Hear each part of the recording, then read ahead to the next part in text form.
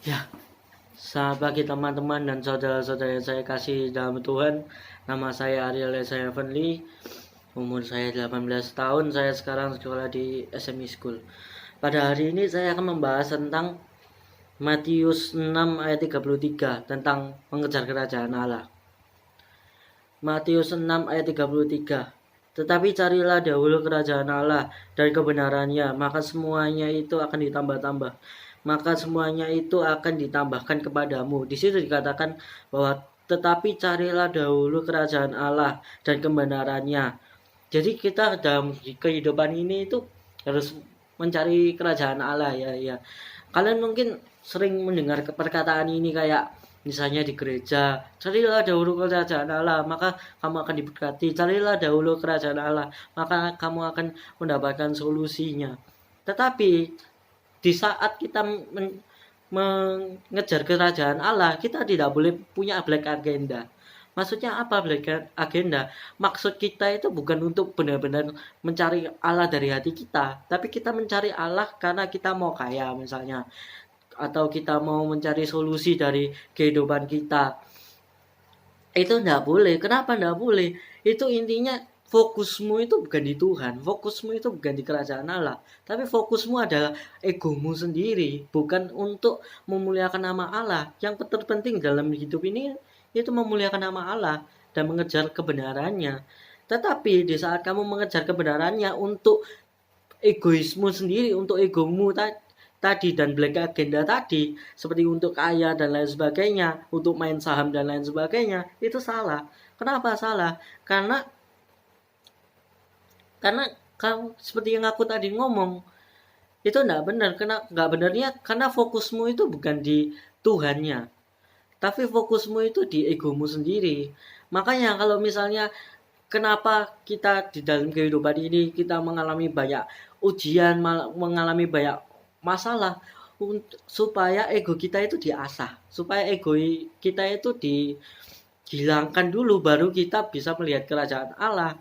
Karena kenapa kita tidak bisa mengejar kerajaan Allah dengan sungguh-sungguh? Karena ego kita masih ada, karena kita masih memikirkan diri kita sendiri, karena kita tidak mau memikirkan orang lain.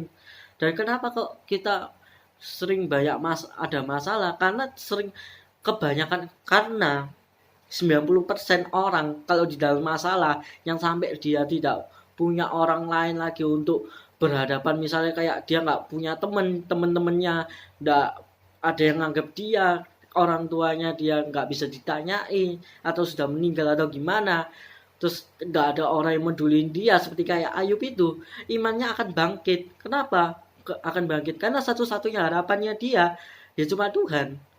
Kalau orang di dalam posisi itu, pilihan yang ada di pikiran mereka itu cuma dua. Kalau dia di jalan yang benar, dia akan mengikut Tuhan.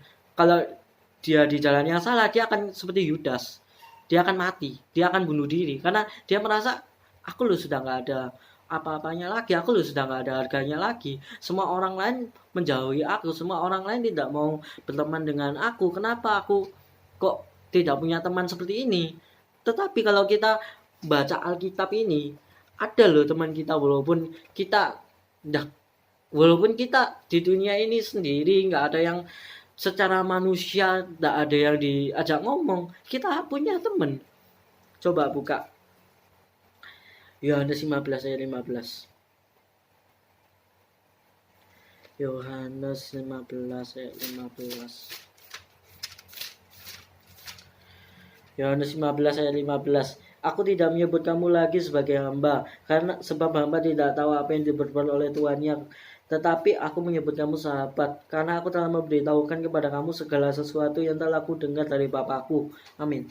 Di situ dikatakan, aku tidak menyebut kamu lagi sebagai hamba. Seringkali kita kalau misalnya pendeta khotbah, kita dibilang kalau kita ini hamba Tuhan ya. Sebenarnya Tuhan sendiri yang ngomong, kamu itu bukan hamba, tapi kamu adalah sahabatku. Jadi kalau misalnya kita tetap ngomong, kalau misalnya aku lo nggak punya teman, aku lo nggak punya sahabat, salah besar kamu. Kamu mungkin di dunia ini nggak punya teman, kamu nggak punya sahabat, tapi kamu ada temennya, selalu ada buat kamu, selalu istilahnya kamu memerlukan dia, selalu ada. Intinya kita tinggal memanggil namanya, kita tinggal menyerukan namanya dengan sungguh-sungguh, bukan hanya berseru-seru secara dengan egomu sendiri, enggak. Kamu berseru-seru menyerahkan masalahmu kepada Tuhan. Di situ Tuhan akan membantu kamu. Terus kalau memangnya, terus apa sih supaya kita tahu kalau misalnya sahabat kita itu beneran sahabat atau bukan? Saya sudah pernah membagikan tentang ini, tapi saya bukakan lagi. Amsal 17 ayat 17. Seorang sahabat menaruh kasih setiap waktu dan menjadi saudara dalam kesukaran. Nah, di situ dikatakan bahwa seorang sahabat menaruh kasih setiap waktu dan menaruh kasih dalam setiap kesukaran. Intinya kalau jadi kan tadi kamu pasti bertanya-tanya, kenapa kok aku bisa ngomong Yohanes 15 ayat 15 itu tentang kalau misalnya Tuhan Yesus itu sahabatnya kita. Kok bisa? Karena ya Amsal 17 ayat 17, seorang sahabat menaruh kasih setiap waktu dan ini aku kok lupa ya. Maaf. Kenapa kok aku bisa tahu? Karena di Amsal 17 ayat 17, seorang sahabat menaruh kasih setiap waktu dan menjadi saudara dalam kesukaran. Tuhan Yesus itu selalu menaruh kasih dalam kita saat kesukaran. Kalau kita dalam masalah, kita dalam sesuatu yang tidak mengenakan hati kita, misalnya kita habis ribut sama orang tua kita, saat kita berseru-seru kepada Tuhan dengan sungguh-sungguh dan menyerahkan masalah kita kepada Tuhan, Tuhan akan memberikan solusi. Entah itu dia ngomong sendiri secara audible, entah itu dia memunculkan firman-Nya yang telah kamu baca. Oleh karena itu aku sering berkata kalau Alkitab ini harus dibaca, karena di saat kita punya masalah, kita mencari jawaban, mungkin aja Tuhan memberikan jawabannya dengan Alkitab dan memunculkan ayat yang telah kamu baca. Jadi aku sudah pernah sharing, silahkan dilihat video sebelum-sebelumnya. Dan juga di situ juga dikatain bahwa dan menjadi saudara dalam kesukaran. Tuhan Yesus itu kalau misalnya kita dalam masalah, seperti yang aku katakan tadi, dia itu ada di sebelah kita. Walaupun kita lagi berdosa pun, Tuhan Yesus ada di sebelah sini. Misal, aku sekarang lagi nonton video porno, Tuhan Yesus di sini. Tuhan Yesus di sini, Roh Kudus di dalam hati. Dan mereka tidak pernah meninggalkan. Yang meninggalkan itu kita. Oleh karena itu, aku bisa ngomong kalau misalnya Yohanes 15 ayat 15 itu mengatakan bahwa Tuhan Yesus itu sahabat kita. Karena ya itu tadi. Seorang sahabat menaruh kasih setiap waktu dan menjadi seorang saudara dalam kesukaran. Kalau Tuhan Yesus yang seperti itu bukan tidak menaruh kasih setiap waktu. Kalau istilahnya maksudku gini. Jadi intinya kalau kita mau tahu sahabat kita itu beneran sahabat atau tidak, ya diujilah dengan Amsal 17 ayat 17 ini. Seorang sahabat menaruh kasih setiap waktu dan menjadi saudara dalam kesukaran. Saat kamu menangis, apakah dia menangis? Enggak. Saat kamu bahagia, dia bahagia? Enggak. Atau jangan-jangan di depannya aja dia ikut menangis, tapi di belakangnya dia tertawa dan lain sebagainya. Makanya itu.